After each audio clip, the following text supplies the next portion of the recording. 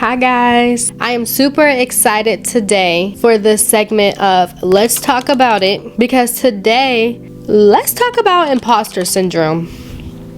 I'm sorry y'all, I gotta be myself on camera as I am off camera. I am very handsy, I'm just that girl. Speaking of, I love a good coffee.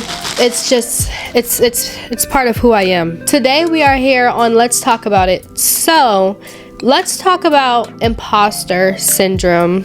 I am a victim of imposter syndrome. I'm sure at some point of life we all have been. So let's talk about what imposter syndrome is. The definition of imposter syndrome is being described as self-doubt of intellect, skills, or accomplishments among high achieving individuals. So in that definition, I feel like they're saying you don't feel like you're qualified.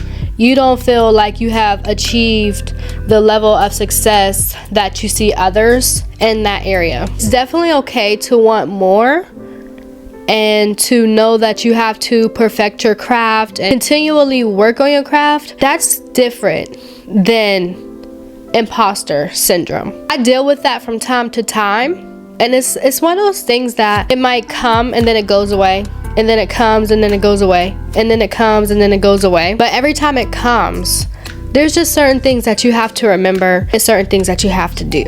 First thing for me is I'ma pray. I immediately have to be like, listen, I know that this is not of God, okay? And I know that I might not be perfect in this area, but one who is.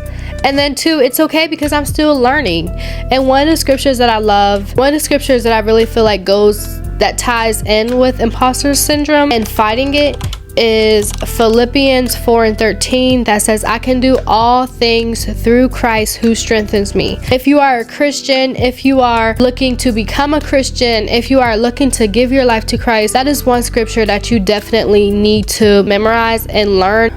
My camera is about to die. This is shady, okay? This is shady because I was just getting ready to get into it.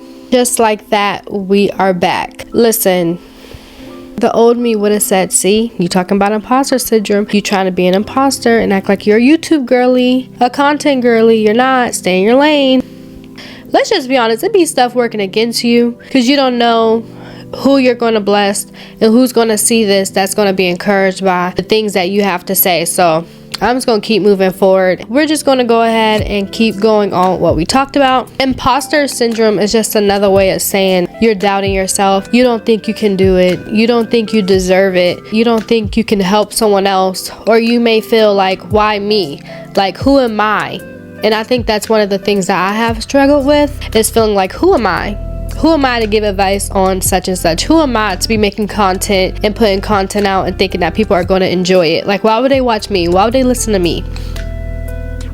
Baby, that is not it.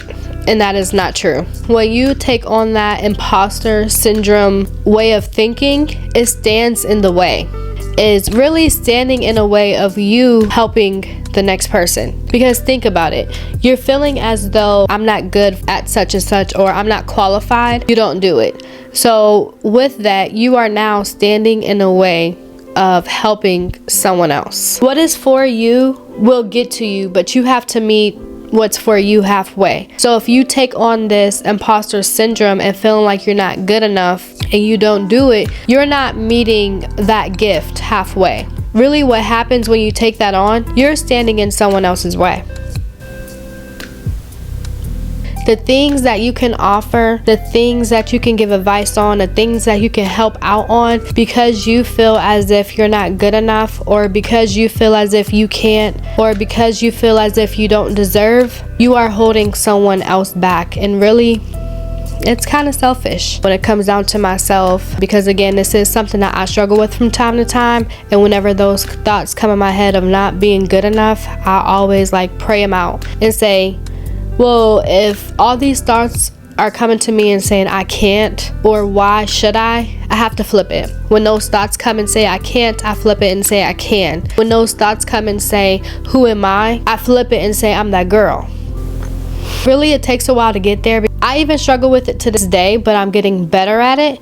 And anything that is negative, I have to remember and remind myself to flip it around. to flip it around, because anything that is negative, we don't even entertain anything negative that will hurt any gift that I have. Don't allow yourself to downgrade yourself. Don't allow your thoughts to take away from someone else benefiting from what you have to offer, benefiting from your gifts. You have to literally change your mindset. Your mind is wishy-washy. It's flip-floppy. One minute you can feel one way, and the next minute you can feel a different way. So you have to train your mind to go by what the word says. And the word says, yes, the good old Bible says, I can do all things through Christ who strengthens me. So those times where I don't feel like I can, I say, oh God, oh Christ, will you come and strengthen me? Because I know that this that I am doing is going to help someone else. Don't allow your self-doubt, your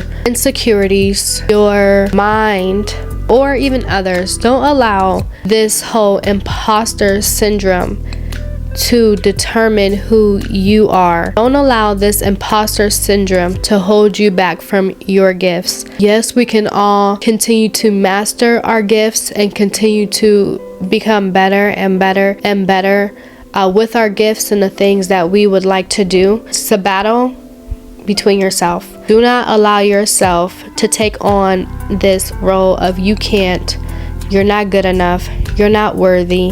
Anytime you have a negative thought that comes up that tries to take over your mind and tries to tell you you're not good enough, say I am good enough. When those thoughts come and they try to tell you you're not worthy, say I am worthy. When those thoughts come and tell you, girl, you cannot, say, girl, you can, and you're doing. When it's something negative and you know it's from the enemy, always turn it around for your good. Really, in conclusion, I just want to say, this whole imposter syndrome thing, it's not for you. It's a lie, and it's not true. Work on your craft, perfect your craft. Do all you can to become better and better day by day.